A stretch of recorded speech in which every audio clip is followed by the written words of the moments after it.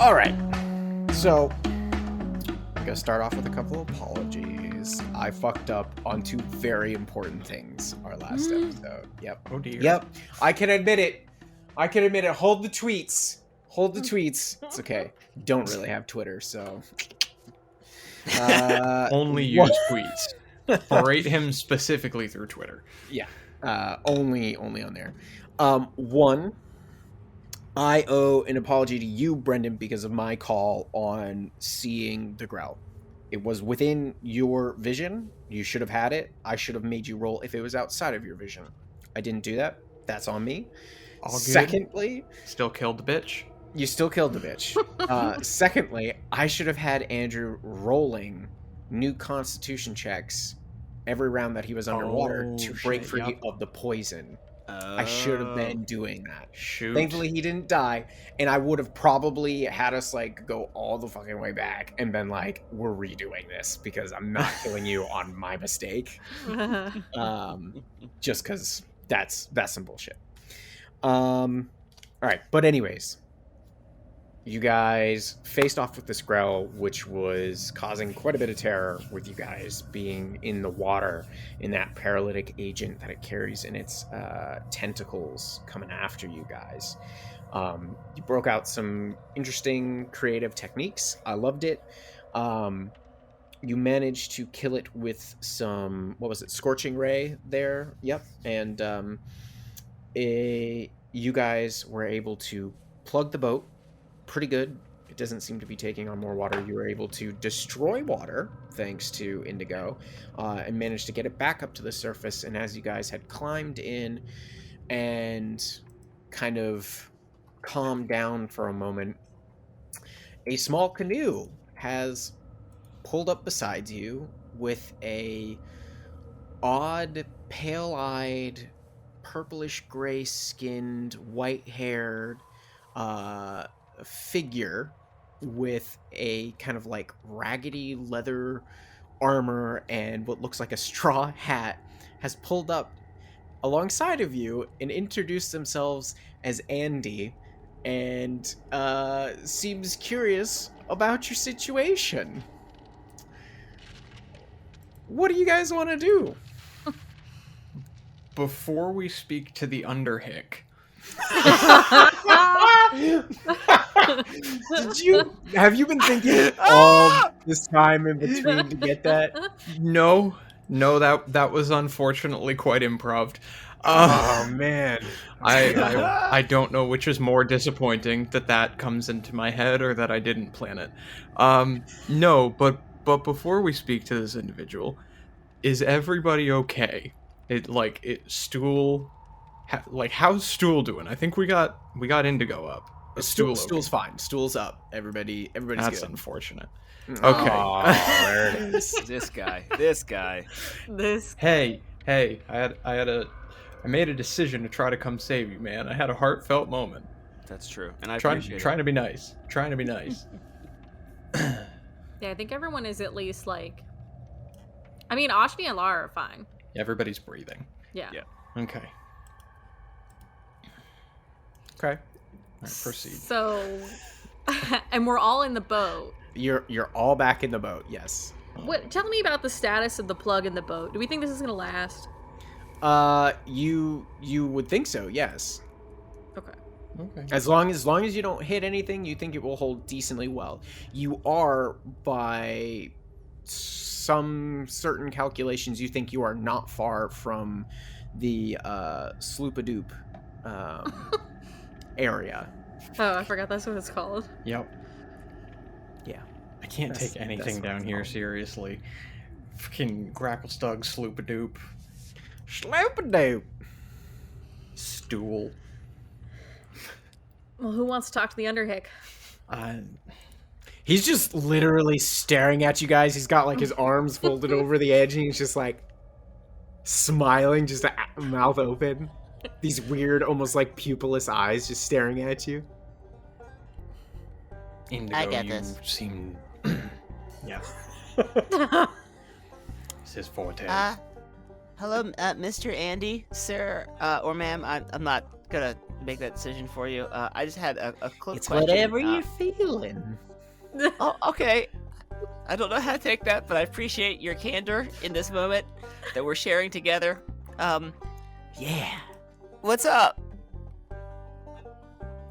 Dude, what you got? You said you had things? Do you have... Nothing. I got things. I got some things. Would you be interested in disclosing the nature of those things? What is the read of this guy? Like, is he Make an insight like he check. just fucking came out of nowhere? This is. I trust nothing. I trust nothing. Can and I no join one. in this role? I also would Yeah, like to absolutely. Oh my check on fucking this God. dude. My rolls are so bad. Laura's insight is 11. Okay, 11 for Safel as well. Okay. Slightly better at 13 for Indigo. Jesus. Okay. You're looking over this dude's whole deal. He's in, even though Roll20 lies, he's in a much smaller boat than you guys. It's like, you ever seen a river kayak? Where it's like, Yeah. it just fits Oh, yeah. you and the tips are Yep. like very small. It's essentially that. And on the end of it is like this weird catch pole that has like a little lantern with some glowing bugs in it. Uh-huh. And he's just got like the one little paddle and he's tucked in there, and you see behind him is like a small backpack that has a weird, very large like iron padlock on it. And he is, you're not sure if he's insane or if he's just like so above you in intellect that like you don't know. You can't get a read on him because he's either insane or he's the most intelligent man you've He's like ever transcended. met. Essentially.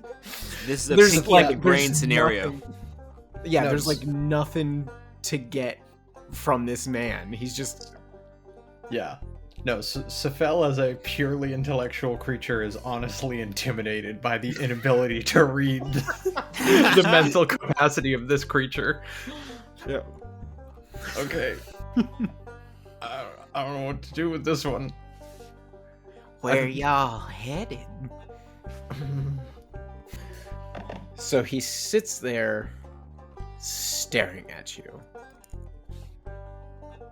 You don't get a read on him. Mr. Andy, sir, are there any goods that you like to exchange in for other goods? I could.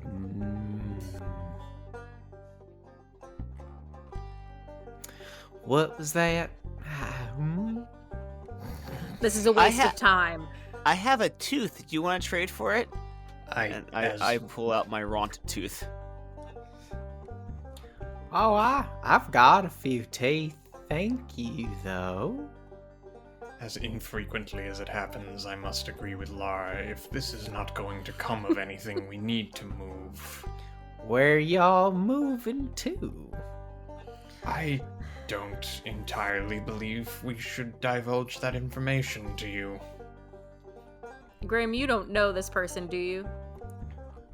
No, I've never seen this fella in my life. I'd much rather just keep moving. I think there is a consensus among us, with Indigo being the obvious outlier. We're not adopting this, so we should move. He just stares at you. You guys are the ones that decide if you're just gonna go or not. Grim, keep paddling. Yeah, she's gonna lean over and like push the kayak and be like, I don't know why you're with us, why you're next to us, but you need to go. Well, I can only go forward or backward, and I gotta go forward. And he's still just Oh. like two arms, like the paddle is What across the his lap, fuck? but he's just got like both hands, little hands in there, just like pushing himself through the water. This is a horror movie. This is And only a horror movie. He's like, I'm headed to see my fishy friends. Where y'all headed that way too? Oh no. Oh no. Is that Sloop-A-Doop? Yeah, I always forget what it's called. That is our destination. Oh, good. Well, now I have a new travel companion, and it's not my fault. Traveling companions. I can't remember. And he just goes silent, and he just, like, looks like he's deep in thought, but just keeps paddling. And Grim pipes up, he's like, this is fucking weird. No, I've never I don't met like a Darrow this. quite like this. What? I kind of like him. What Let's is, just paddle faster. Grim, what's wrong with him? Well, I don't know. Old Darrow are a little bit, kind of like points at his head, a little bit strange. But this one seems a little bit more loony. Though, to be honest with you, everything seems to be a bit crazier lately than I thought. I don't know why, but everybody seems to be on edge, so to speak. Yeah, I don't know why, and I don't know what the fuck's up with this guy.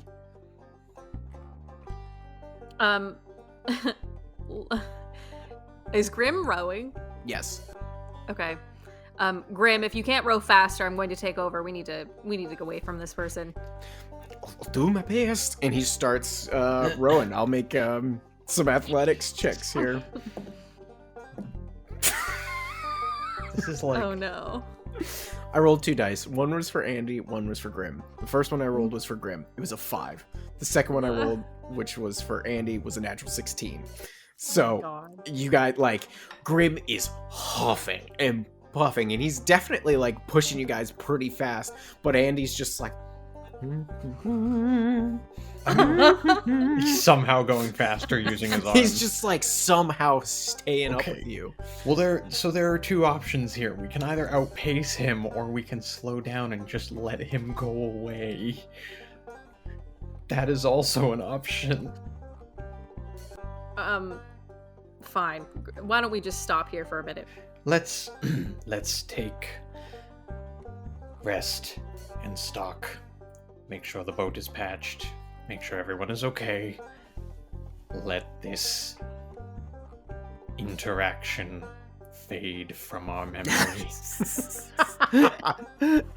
So Grim, like, as silently as possible, just like slowly starts rowing slower, and he's just like, act natural. And just Andy's just crawling his way through the water, still not using his paddle. And you just watch as he fades off into the darkness ahead of you, and you guys are in silence.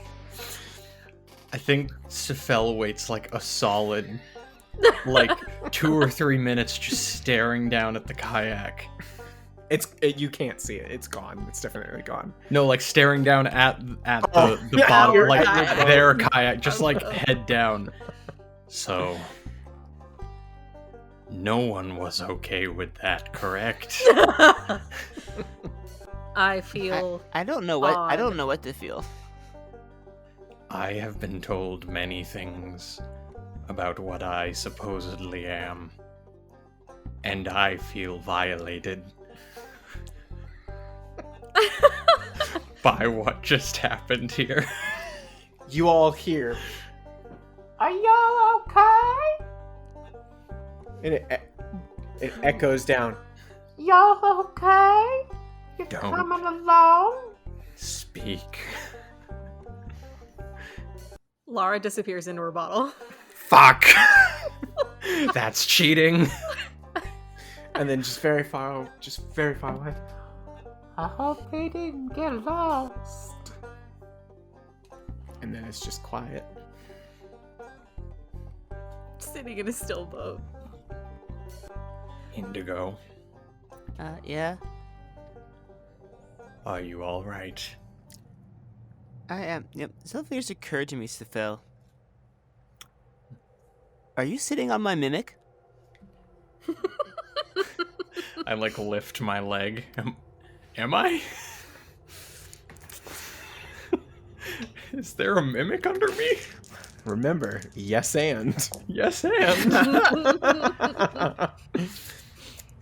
The mimic is Sorry. attached to your leg.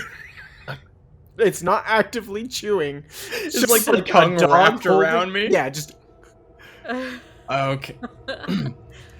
Apologies. Like, grab it, drop it, let it go. He pulls a little bit. Do you have something to feed it? Yeah, I think I have some. And don't judge me. I think I have some like goblin bits that I took out of his mouth last time when we were leaving the courtyard. So You I'll do just give him a actually. little- I'll just give him a little treat. It is adorably naive that you think that is something I would judge anyone for. You pull out these rancid goblin bits, and immediately the mimic just like suction cup drops off of Zephel's leg. Oh God. And just like immediately starts eating the bits of it.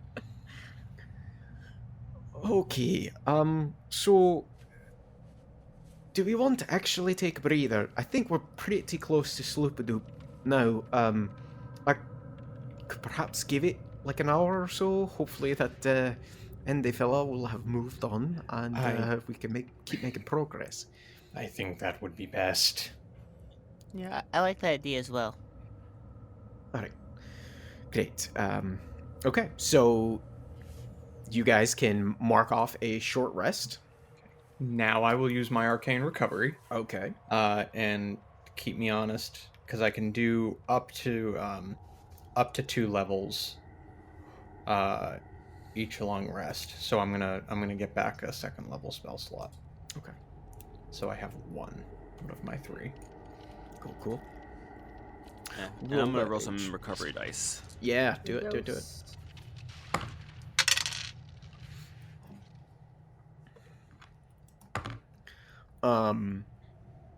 During that time, Grim is just kind of like ever so slightly fighting the current. And that is this river that you guys are kind of settled on here.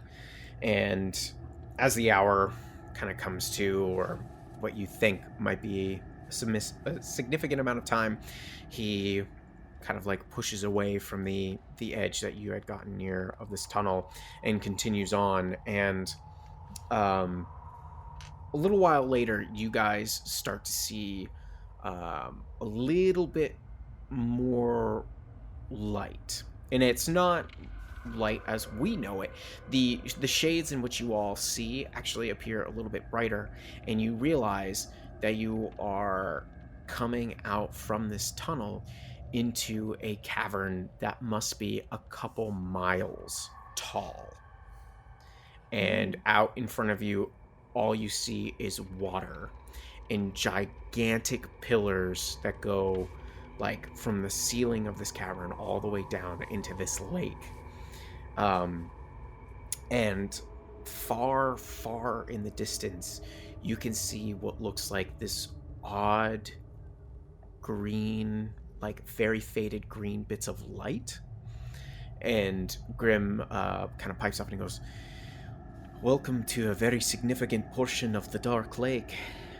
Our fish friends over there," and he's pointing towards that green kind of flickering light, and he goes, "are over there. It'll take us a little bit, but I don't see any signs of our dear old friend.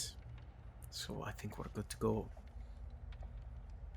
Unless you I think have, it's for the best. unless you changed your mind at all, though we're definitely going to need supplies of some kind to make it all the way back to Gracklestug." Yeah, Laura would have popped out after that short rest, and she would just agree. Yeah, I think we need to stop here. Okay. All right. So Grim continues to row on, and a little while later, as you guys are getting closer, you see that as you get closer, you see a number of almost, what's the word? You guys know how like oil rigs are set up? It's almost like a tall tower, and then there's like a singular building on top. You see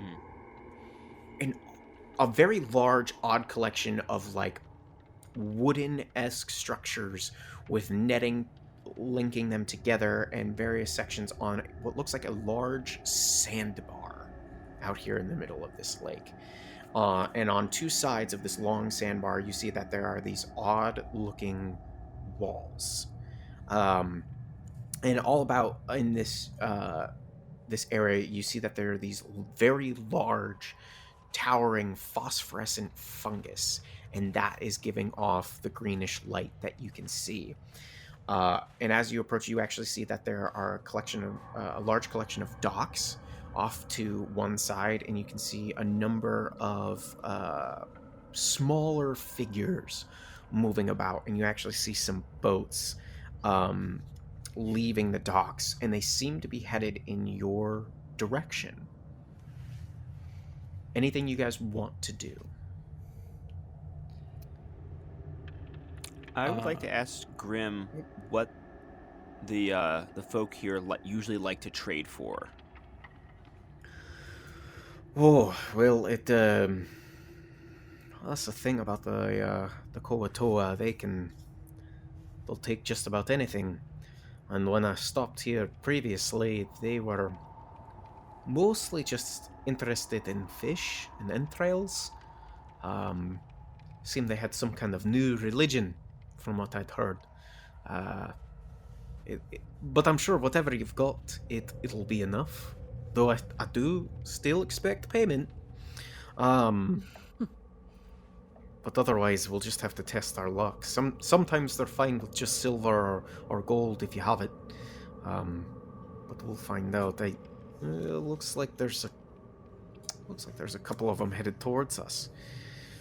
And sure enough, there's 3 boats headed in your direction, and they're growing closer. And you see a number of these purple-gray, like piranha-like fish. Humanoid fish with spears and tridents and nets kind of like hanging from their hands. And you can see a taller one at the head of this boat, and all of a sudden you just hear like it go tapping its spear on the boat, and all of them start picking up in unison. And Grim's like, okay, I've never seen him do that. This is new. Hello. And it just, like, the drumbeat of them keeps going as they're getting closer.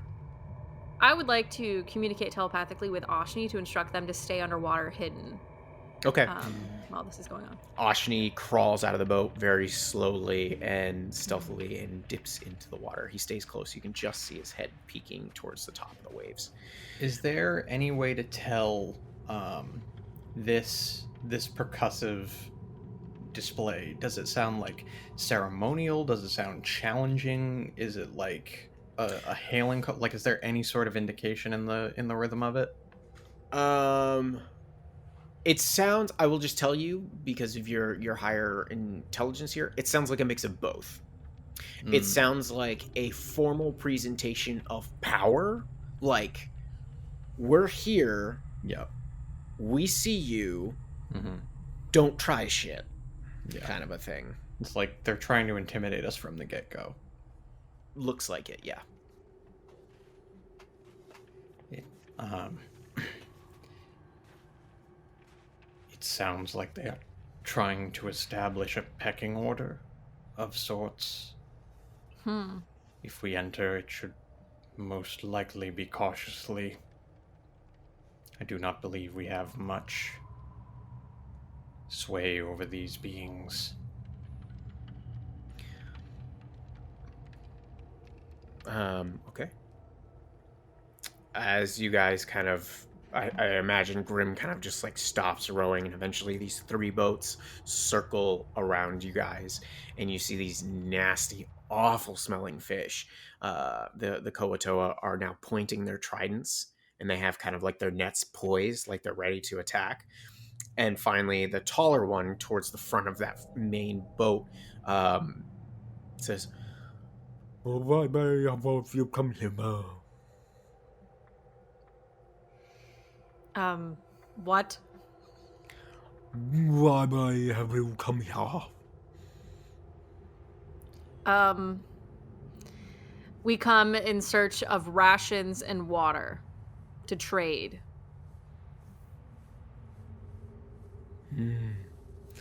Trade you may have, but we must consult the god.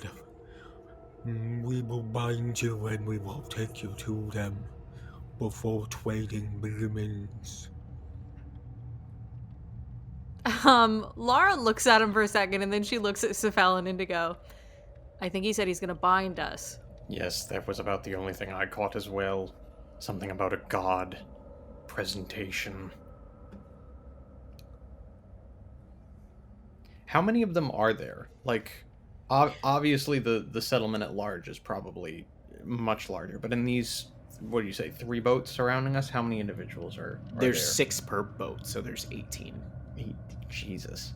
Yeah. Grimm's just like, listen, fellas, I think it's better if we just let them take us. No, I think, as adverse as I am to finding myself in ties again, I am not stupid. Compliance is the best course for the moment. So these boats have slowly been coming in closer and closer until finally, like, they're all, like, next to you guys. And they kind of jump aboard and quickly start binding you guys. Do you do anything during this time, or are you just absolutely letting them bind you? Like, they are taking weapons, they're taking as much as they possibly can and binding you up. Lara would like to, when they are binding her hands, at least try and do some sort of like, keep her hands like really stiff and far apart enough that once they're done, there's a little bit of slack. Okay. But roll a sleight of hand check, and I will try to oppose with a perception, see if they can spot you. +2. That's a 12. I rolled a 13. Ooh. Oh. So they, like, one of them actually comes over with their spear and, like, slaps you in the side of the head with it, and it jostles you for a moment, and the one that was binding your hands quickly gets it tighter and, like, really makes sure that it's taut. And you see that they're, like, wrapping you up with, like, a seaweed-esque rope. It's slimy but surprisingly tough, and like they do it in just such a way that you couldn't use the natural sliminess to like get out of it. But they fully bind you up, and that larger one goes, Make back for the Sloop-A-Doop.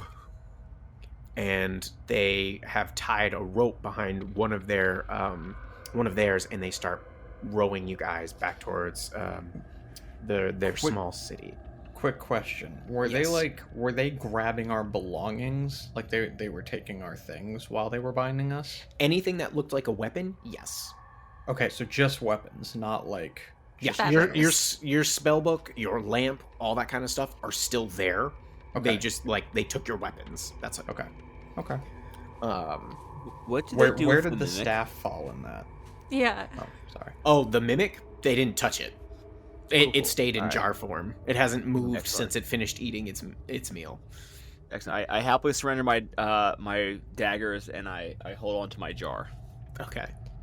Yeah, did they consider my staff a weapon, or was that... Yeah. Okay. Big stick. They took it. Fair enough. Did they see Ashni? Are they doing anything about that? Because Lara would communicate with Ashni to follow behind at no more than 100 feet and stealthily follow. You feel a register from them, and it doesn't seem like they've been found. Cool. However, as they are rowing back, you do see like a couple of the Kua-Toa slip off the side of the boat and are like swimming just beneath the waters around you guys. But as you come closer to Sloop-A-Doop, which is the way I pronounce this, by the way. This is how I pronounce this town. It might not be entirely right. Let me get you guys over to the new map. We got the new map. There's the New new map. map.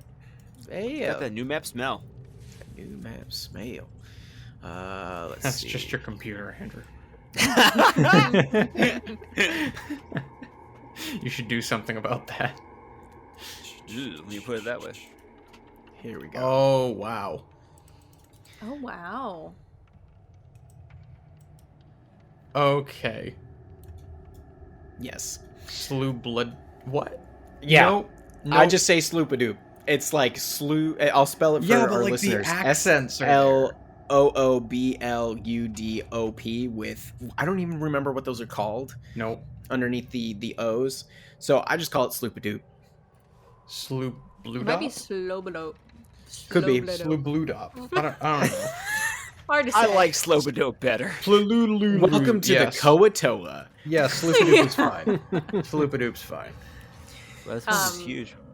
Yeah. Yeah. And you still haven't seen all of it. So it's very ramshackle. Everything here is pieced and pushed together. The lights, as I said, are the phosphorescent fungus. You see bridges and platforms haphazardly strung about this city, connecting various levels of structures and crisscrossing over open spaces. And the thing you also notice is that you've been mostly addressed in a mixture of common and undercommon, and Grim has kind of like filled in what they can. You've been pretty lucky with all the people that you've met so far, but otherwise the Kua-Toa almost communicate in just like lip smacks and like weird kind of a language that I'm certain none of you understand, and it sounds extremely nonsensical. Is there like there's a specific Kua-Toa language? It's not like based in... As is the book, this is what it tells me that how they communicate here. Cool. Yeah. So you guys have been pulled up onto a small dock here on the edge of the village, and you are still bound, but a number of these warrior-looking Kua-Toa move away while a small group sticks near you guys. And did I forget to... Oh no, where is my thing? Anyways, a couple moments later, a couple more of these warrior-looking Kua-Toa appear, with one that appears to be wearing what looks like a form of some kind of robe, but it's like a mixture of fish hooks and scales and leathery hide. And as they approach this figure, it appears they cast a spell, and you can actually hear them very easily. And they say, "I am Bloop, Archpriest of the Sea Mother of Blip-Doo-Loop-Loop. She answers my prayers by delivering you. Help us, and you will be rewarded for your service. I am in great need of turning one of my children." What? In turning. And he like points to the guards that are near him, and they kind of like circle around you and start pushing you closer to Ploopleen, who starts walking away, and they start going, "We have all lived in harmony, servicing the Sea Mother for some time. However, recently, one of my children has turned to the Deep Father, Lamogugugun. And I am in great need of outsiders to help me turn her back to the ways of the Sea Mother, as she has brought you to us." Wow, we are flattered, sir. How do we do that? My daughter, Blop Blipplod, is the one I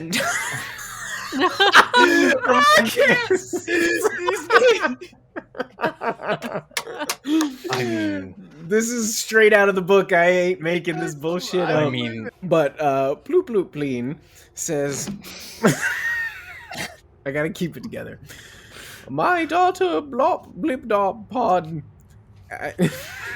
You definitely pronounced it different the second time. I Like you did. You I'm definitely sorry. did not pronounce that the same twice. Blop Blip Pod. That's how it is. Blop Blip Blop Pod. Oh man, tongue Try twisters. saying that 5 times fast. Yeah. A few weeks ago, they started seeing powerful visions of Lemagoo-Goo-Gon, the Deep Father, proclaiming him the new god for her people. She has backed up these claims with great increase in magical power, and many of my people have flocked to her. She is going to conduct a sacrifice, for we are split in two, fighting amongst ourselves. The followers of the Deep Father are increasing. More offerings upon his altar, which is a stain upon Sloop-A-Doop. Keep it together, Will. This is solid plot coming from the Onomatopoeia gang. Yep. I need you to come as sacrifices. I shall pretend. I gotta flip back to her name. Blop blip Blop blorp Lip Pod. pod. I was close. My daughter Blop Lip Pod will be conducting one today. I need you to pose as sacrifices so that we may fool her and we can destroy the shrine together. This Okay, might end her magical powers in the schism amongst my people. Does that sound legit, or is he just tricking us into being okay with being human sacrifices? Make an insight check. Okay, because that sounds like some real sketch shit, man. It's like, I know we just met, but trust me. 14. I am going to use my inspiration.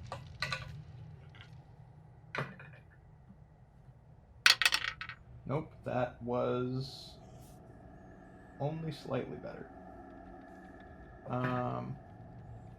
16. Indigo, are you rolling at all? No, because I think Indigo is just deeply concerned, destroy a shrine. I mean, it's not a shrine to my god, but is that okay? Is that bad? I don't know. I mean, he says it's not good. Just... Huh. Okay. You two, Laura and Safel, are like, is this guy on the fucking level? And you're looking at him, and he turns around because he's been walking, leading your group with the warriors around him through the large part of this this city. And I'll reveal a little bit more of the map and move you guys on.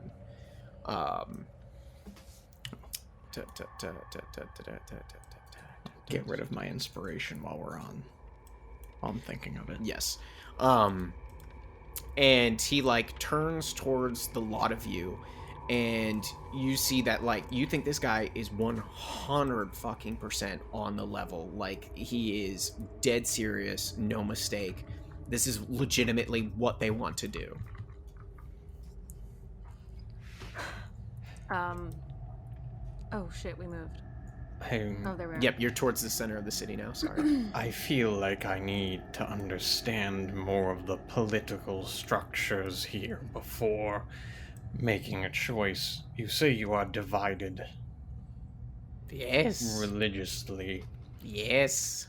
We know nothing of these entities, the Sea Mother and Deep Queen King Father. The Sea Mother and the Deep Father. Yes. How do you expect outsiders that, for all intensive purposes, you have just bonded to make a decision, change the ways of your people or other people based on religions we know nothing of?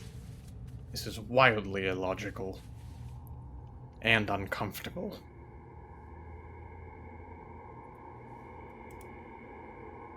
They just kind of stare at you. Archpriest Poo Poo Peen. There is no course for us to agree to this while we are bound. How do you expect us to trust you? If you do this, you will be greatly rewarded with our massive hoard of treasure. No, that's right. God wants me to destroy this statue. Yes. Very good. Exactly. Are there items and knowledge of magic in this treasure? Perhaps lost? Absolutely. I feel like you could be bullshitting me, but I'm not taking that chance. Absolutely not. I speak the truth. Well, he said he speaks the truth. I have one final question, Mm. and that will probably sell our decision in this matter. Yes. If we refuse, Mm. will you kill us? No. I will force you to be sacrifices anyways and destroy the shrine with my people. I mean, just that- thought I'd try to be nice first. That would indirectly be killing us, so you've answered my question. We're in. Wonderful. You are doing the city a great service, but first, let us have tea, as it is not quite time yet. Come to my home. And he starts leading you guys. leading you towards a like a hovel. And as you're coming through this square, you see a very interesting sight as what is this large square here. A 9-foot-tall statue stands here. Its body is roughly carved from some kind of wood in the shape of a humanoid female. Its head and forearms formed from the severed head and claws of a giant albino crayfish. These parts are lashed on with strands of gut and emit an overpowering stench of rotting shellfish. Shells, brightly colored stones, mushrooms, and rotting fish are piled at the statue's feet and strung in garlands around its neck. 4 stern Kua-Toa slowly circle the statue, alert and on guard, while a few others mill about, gazing up at the statue and bowing repeatedly while chanting. You watch as Ploop, as we will call him, is leading the lot of you around, gives a number of bows, and you see the guards do very short, kind of curt ones. And he goes, "This is the Sea Mother. We praise her for keeping us well fed, and our creator." And then you watch as a number of these Kua-Toa at the base of the statue just start throwing up.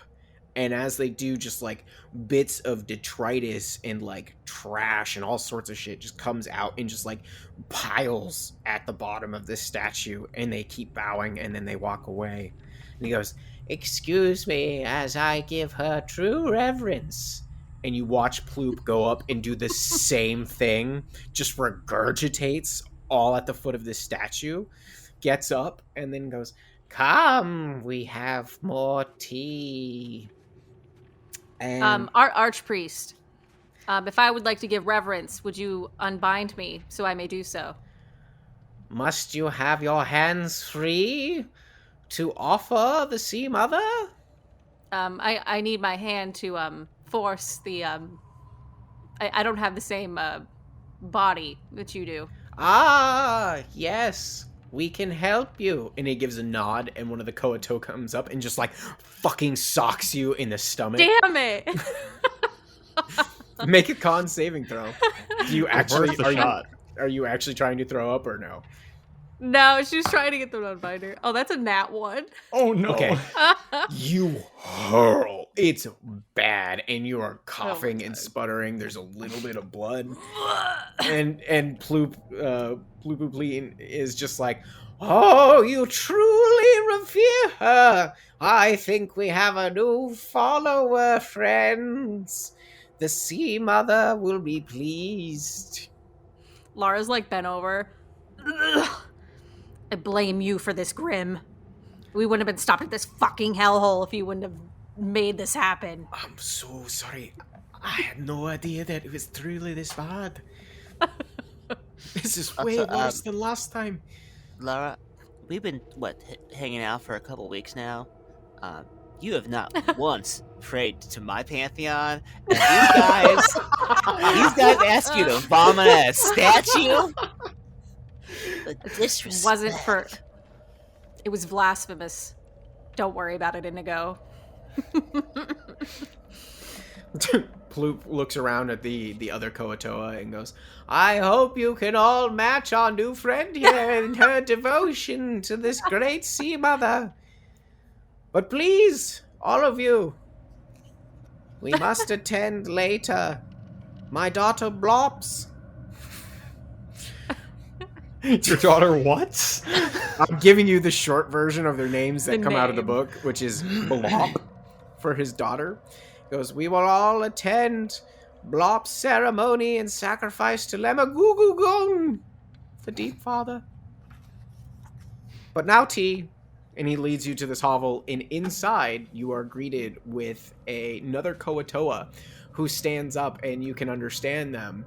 And they go, Father, why have you brought these filthy outsiders here?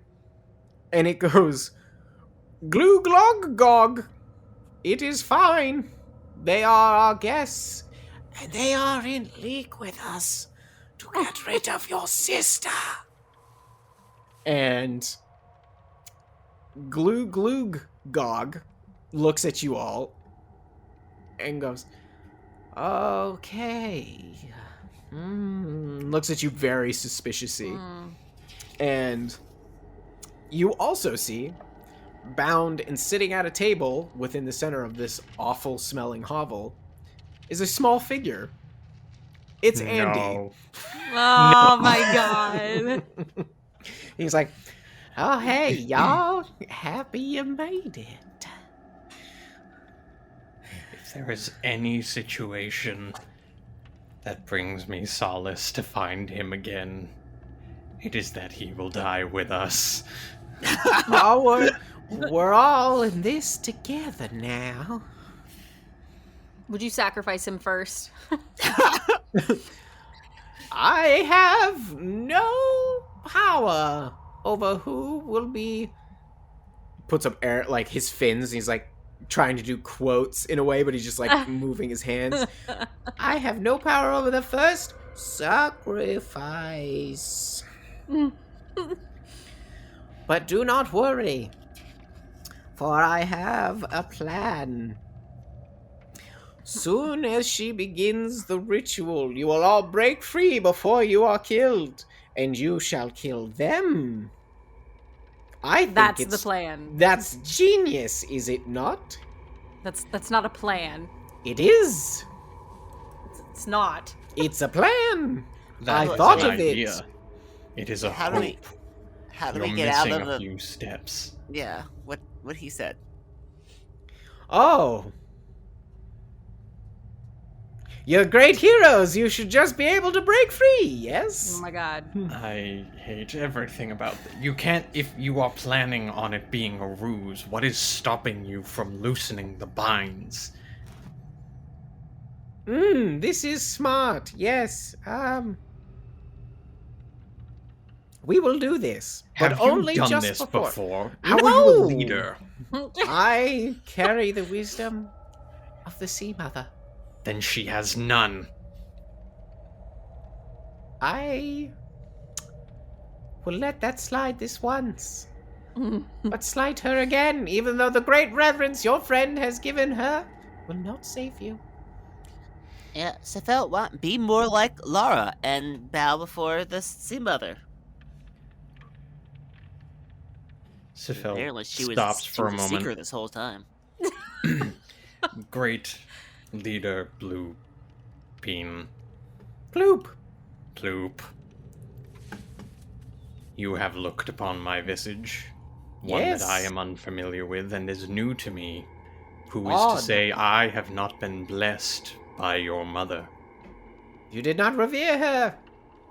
And the mother does not take sides with you.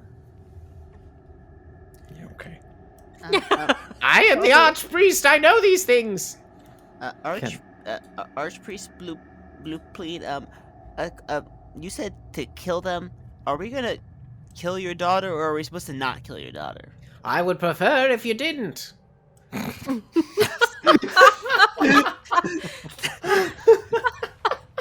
Just wanted to be clear on the parameters of the assignment. Thank you. But How- like, if we do though, Yeah, Grim is actually like, well, if something were to happen and she does die, and Ploop is just like, no! She must not fall except by my hand. you want us to crash your daughter's sacrifice, stop the sacrifice without killing her, so that you may murder your daughter. If it comes to that, yes. I try not to get involved in family matters. I'll just be over here. Sure. Okay. The strategic If- prowess is overwhelming. I know. This is the true gift of the Sea Mother. You should You turn s- to her, though she will not accept you. If Listen, I don't know what you want at this point. I'm trying. if you are separated into two different groups, as you say, how will you know who is not on your side? Those that don't try to kill you. Great. No, they will be wearing pendants like this. And he shows you a pendant, and it just looks like a small woman's visage. And he goes, this is the symbol of the Sea Mother. Aren't you observant? Don't you know her? You clearly pay reverence to her. I was not graced with a pin yet. Oh, somebody get her a pin. And, Yes. You need a Ring- yearly subscription to get the pen. Sea Bring Mother Laura Weekly. the pendant. Yes. That's it. And Glue comes over and just like slaps something onto your like upper chest, and it's like a legitimate like just straight pin, and it's just like Jeez! Oh, thanks. now, Oh. now you can revere her always. Can we just move on with this? This is Yes, no. when is this ritual to take place? Is this today? Is this Yes, immediately? within the hour. Oh fuck! We don't have much time, but tea. And he like has Glue go over and brings over what just looks like a small cauldron, and he just starts pouring out this horrible looking like sewage looking water. And it smells god awful. And they place cups in front of you all and goes, I hope you enjoy. Andy immediately downs it, just like pounds Oh my that shit back, and he's God. just like, oh yeah, that was good. Are our hands still bound? Yes, but you can pick up the cup. It's like, I'll take a polite sip. Okay. see, mother be praised. He like sips the cup. All of you make a con saving throw. Great. Laura's not touching it. Okay, Laura doesn't touch it. Great. Come on, Laura. No. Praise the Sea Mother. Show your I holy am- reverence. I'm currently fasting in supplication. Grim and Stool manage to keep it down, but Stool just kind of like throws him on it himself, and he just kind of stands there, and he's like, I can't drink like that. Is this a disease or a poison? Out of curiosity. It's a disease. Okay. All right. I got a 16. Okay, well, I didn't roll better. I got a 15. Okay. You're both fine. However, you do puke from it. And he goes, you have turned to her. Even further signs this was destined. Perhaps they need pendants. Yes! And No, you both get no, slapped with pins. Bam, bam! You both take a point. All three of you take a point of damage from your new pins. Son of a bitch. This is your fault. And Ploop goes, when we go to the altar, I will claim that I have now turned to the deep father, and I will claim my daughter Bloop as the wisest priest here in our village. Wait, I Jesus. thought you were Bloop. I'm Or are you Bloop. Bloop? Bloop. She is You're Bloop. Ploop. Bloop. He points at himself. He goes, Gloog. Points to his son. Bloop. And points like far away. Oh, and that's Clib. And he points to the big Kua-Toa that's standing in the back. And he just kind of like waves a fish hand. Hello, Clib. Same. Cheers. It be like that. Another day at the office, huh? Anyways. We live in a society. All right. As he's kind of like going over this plan, they offer you more tea. You do not have to drink it now that you have. Nope. Yeah. Given what you can for it. The time comes and you hear what sounds like a bell or a gong going off somewhere not too far away. And Ploop finally stands and goes, "Ah, it is time." And as he stands up, he goes,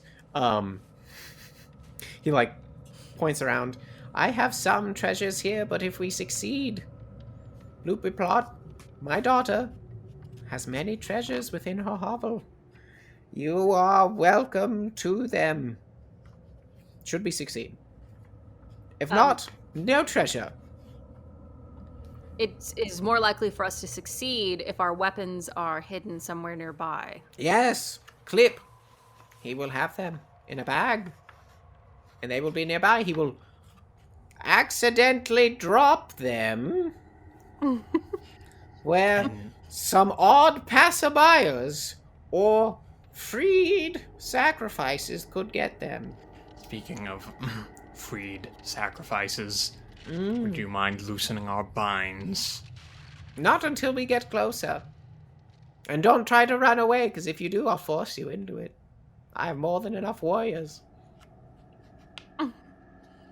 If we succeed, We wouldn't think of it. If we succeed, we will preach the testament of consent. Good. See, Mother likes this.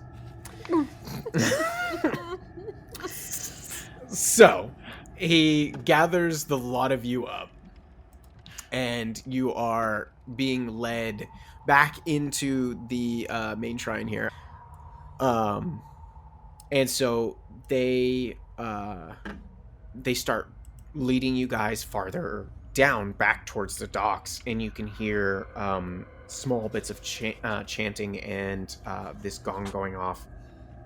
And as you enter into this space here, you see that there is another kind of oddly constructed shrine with a number of Kua-Toa gathered around it. And one in very spectacular kind of robes standing near the front of it, who seems to be talking to all these other figures here. Kind of preaching in a way. Let me get them to pop up here. There we go. Roll20 is not cooperating with me again. It's also going to be terrifying to track this combat, because if each square is 10 feet, the tokens do not match. No. I imagine the It's Kua-Toa are rough. not each 10 feet wide. No. It just movement-wise, that's what it's going to count as. No, I gotcha. So, yeah. It's a big mess. Yes.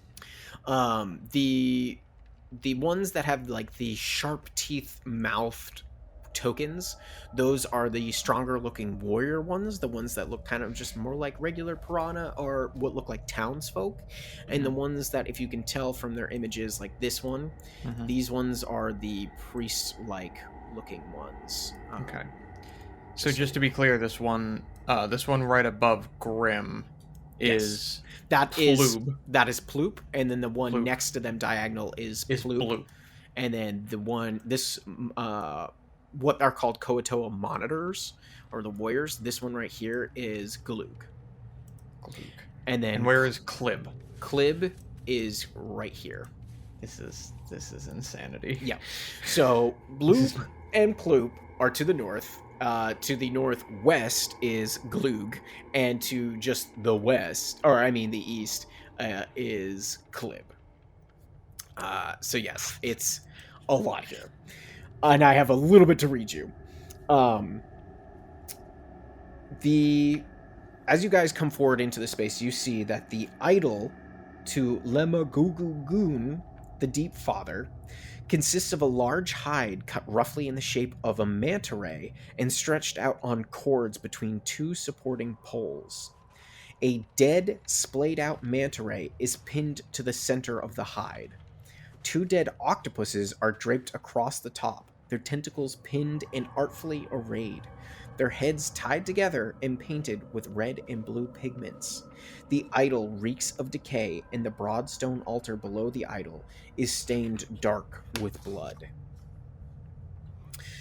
And as you are all brought forward, Bloop steps forward and says, "The time has come for us to acknowledge your divine vision and welcome it, Bloop-A-Doop."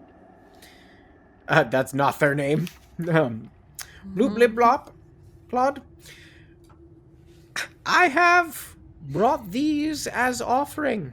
He gestures to all of you, and standing within the circle of the guards, and goes, "Will you not accept them?" And the younger priestess looks and goes, "You are wise, Father. I accept your offering in the name of the Deep Father. May their blood nourish and strengthen him." And a burbling cheer goes up from the surrounding Kua-Toa, and their fists are raised in the air there. You see that that there are a couple other sacrifices around this altar here. Oh, I forgot. I forgot to move Ashni. Sorry. Ashni is kind of off in the water somewhere. There we go. Yes, you see that there is actually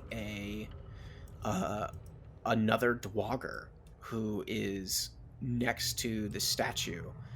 There is. And they are kind of struggling from it, and Bloop goes up to them and says, "For the Deep Father, we sacrifice the fire forging and smoke bearing dwarf." And she takes the sickle and just rips it across their throat, and their blood splatters across the idol, and they just collapse.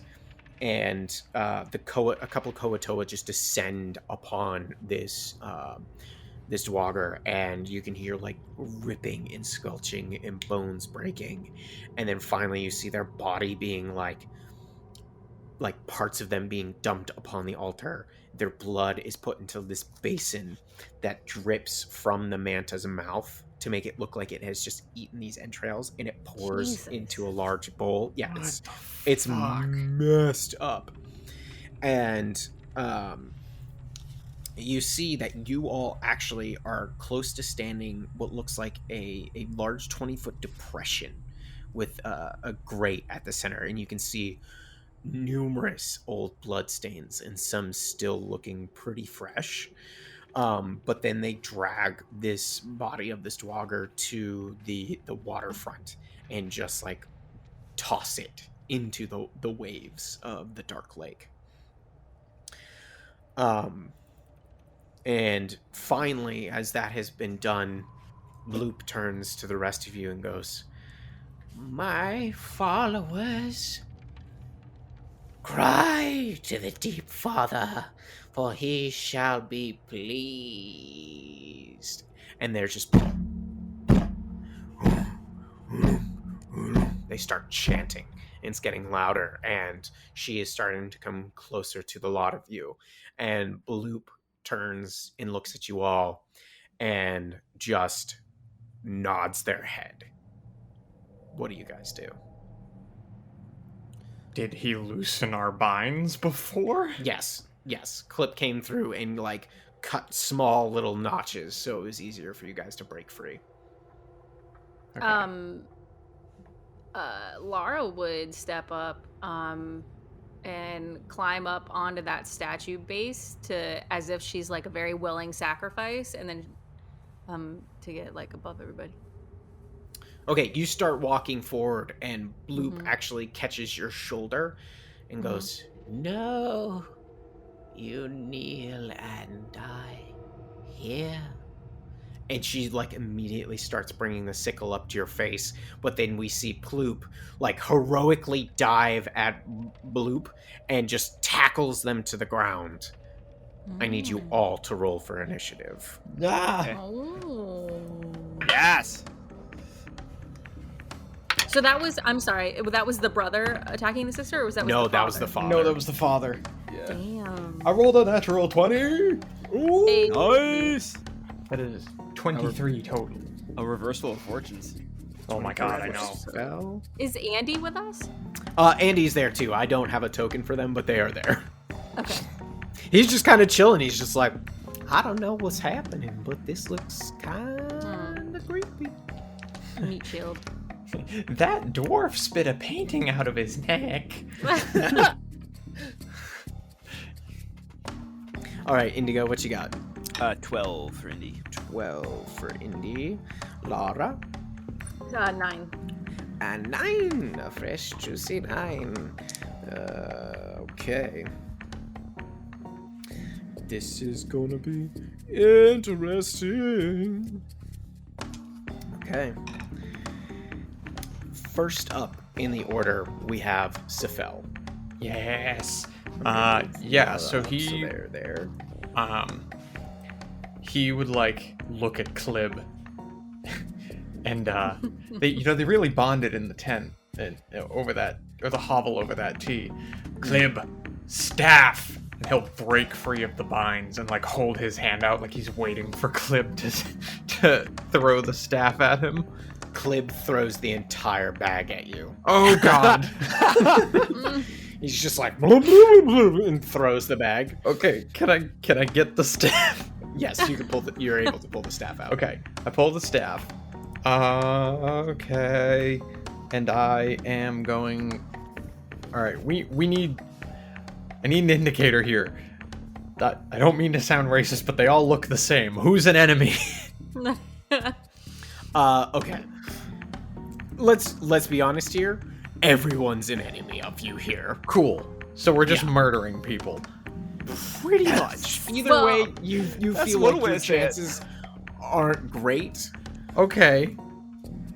All right. Well, you know, I would prioritize the ones that are against us. I would like to keep Ploob alive because I kind of want the treasure if we succeed. Okay, this is what I'm gonna do. I'm going to mark all your friends in green. Okay. Okay. This is what I'm gonna do. Green means good. Green means good, and red means bad. Okay. Amazing. Yeah, tell it to us like we're 5. Green's please. good. Green Red, good.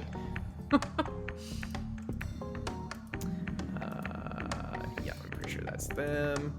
Okay. So this will probably be edited. Oh yeah, that's fine. So this is doable. Okay. So very important question that needs figured out in terms of the spacing of things. So each square is 10 feet when it comes to movement. But if I were to try to cast a area of effect spell, obviously it's going to look like these are like the ones that look like they're clumped together. Are we treating them as if they're 10 feet apart instead of 5? Or like how is that working? Okay. Yes. Okay. So what I'm going to do is I'm going to he's going to try to stick close. I was on the wrong selection thing. So he's going to like come in here. He's going to move like up to the right in between all of the big scaly fish boys that will protect him. And he's going to cast Magnify Gravity at first level. Oh god, that was not... I didn't want to freaking beyond 20 roll that. just cast the spell. He's going to cast it in the middle. So to the grouping that is to the left of the statue. There are 3 sort of in a triangular pattern. He's going to cast in the middle of it. It is a 10-foot radius. Okay. That's each square being 10 feet. That's not gonna be... Well, he should be able to get these 3 because it's a 10-foot radius, which means it's going to extend out 10 feet from the central point. Fair enough. So I'm going to cast it. You will get this group. Yep. Of So 3. that 3 right there. They have to. Yeah. Go ahead and make a Constitution save for all 3 of them. All right. I'm just gonna make a group save here because this is gonna be easier. That is a 6. So they fail. So they all take 9 points of what type of damage is it? Come on. I'm just gonna say it doesn't matter because they have no resistances. So okay. So yeah, 9 points of force damage, and their speed is halved until the end of their next turn. Okay. 9 points of damage. I would imagine it's like force damage. It is. Yeah, 9 points of force. Yeah. Okay. All right. Is that your turn? Yes, it is. Okay. Going back to the order here. Okay. You all start hearing something very odd as this commotion starts erupting. Now, things have been odd since you guys have been down here, but you don't know the Underdark. You've only seen horrible thing after horrible thing. But then you start hearing like water splashing, just like... And those of you that can look out towards the waves, you see what look like large flapping wings kind of like fluttering on top of the waters, and these like horrible sawtooth mawed almost like manta rays are flittering about in a swarm at the edge of this dock here directly to the north. And then you all hear a noise, and I hope you're on roll 20 to hear this. We've heard this before. This large growling and stomping comes up, and you see erupting from the waves above the burbling of the Kua-Toa, a thick, oily tentacle bursts forth, followed by another. Then 2 monstrous heads break the surface, both resembling hideous, angry baboons. What the fuck? With wickedly curved tusks, both heads are attached to a single torso.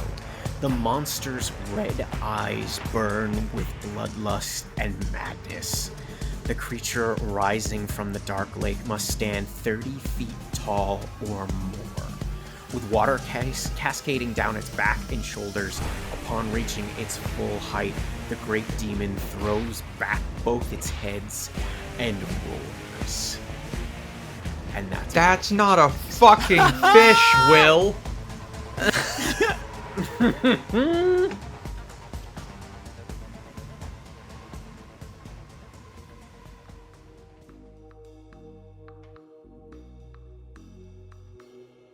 Hey, you, loyal listener, you've made it this far to the post show notes, and that means the absolute world to us. Thank you so much for being here. If you have one more second, we would adore you if you could leave a rating and a review in whatever podcatcher you're currently listening in. The ratings and reviews are astronomical when it comes to growing the show because it's what gets us noticed for new listeners. So if you have just a moment to do that, please do. And we also have a Twitter, Facebook, and Instagram if you want to give us a follow. It's at The Madness Table. And if you've noticed, we are now posting weekly episodes because of supporters like you. So if we haven't said it enough, thank you. And we will see you in just 7 short days for our next episode when